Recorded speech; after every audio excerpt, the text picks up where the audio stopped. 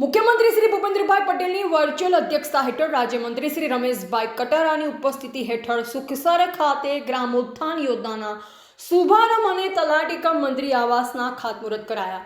દાહોદ જિલ્લામાં કુલ 121 નવીન પંચાયત ઘર રૂપિયા 3,214.62 લાખના કામો મંજૂર કરવામાં આવ્યા. સામાન્ય લોકો સુધી સરળતાથી સરકારશ્રીની યોજના પહોંચી શકે તે માટે સરકાર પ્રતિબદ્ધ બની છે. દાહોદ જિલ્લાના નવનિર્મિત એવા સુખસર તાલુકા ખાતે મુખ્યમંત્રી શ્રી ભૂપેન્દ્રભાઈ પટેલની વર્ચ્યુઅલ અધ્યક્ષતા હેઠળ રાજ્યમંત્રી શ્રી રમેશભાઈ કટારાની ઉપસ્થિતિ હેઠળ ગ્રામોત્થાન યોજનાના શુભારંભ અને તલાટી કમ મંત્રી આવાસના ખાતમુહૂર્ત કાર્યક્રમ યોજવામાં આવ્યા. આ પ્રસંગે રાજ્યમંત્રી શ્રી રમેશભાઈ કટારા તેમજ દાહોદ જિલ્લા વિકાસ અધિકારી શ્રી સ્મિત લોઢા સહિત ઉપસ્થિત મહાનુભાવોએ દીપ પ્રાગટ્ય કરી કાર્યક્રમ ખુલ્લો મૂક્યો. ત્યારબાદ શાળાઓની બાળિકાઓએ પ્રાર્થના તેમજ સ્વાગત ગીત રજૂ કર્યું. નાયબ જિલ્લા વિકાસ અધિકારી શ્રી પ્રતિક દવે, રાજ્યમંત્રી શ્રી રમેશભાઈ કટારા તેમજ દાહોદ જિલ્લા વિકાસ અધિકારી શ્રી સ્મિત લોઢા સહિત ઉપસ્થિત સૌ મહાનુભાવોનું શાબ્દિક સ્વાગત કર્યું.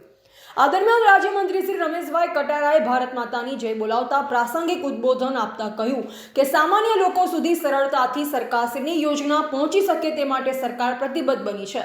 કમોસમી માવઠા જેવી કુદરતી આફતો સમય પણ ખેડૂતો તેમજ સામાન્ય લોકોની વહારે આવીને થયેલ નુકસાનીનું વળતર આપ્યું છે. વધુમાં મંત્રીશ્રીએ પશુપાલન, ખેતીવાડી યોજના અને પ્રાકૃતિક ખેતી વિશે વિસ્તારમાં માહિતી આપતા ઉમેર્યું હતું.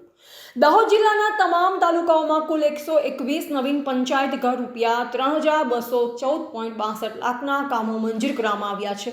સૌ કોઈ પોતાની ફરજ નિષ્ઠાપૂર્વક નિભાવી પોતાને મળેલ પદનો સદુપયોગ કરી ગામોની ખૂટતી કડી શોધી ગામના લોકોના ઉદ્ધાર અને વિકાસના કામો તરફ આગળ વધવું જોઈએ.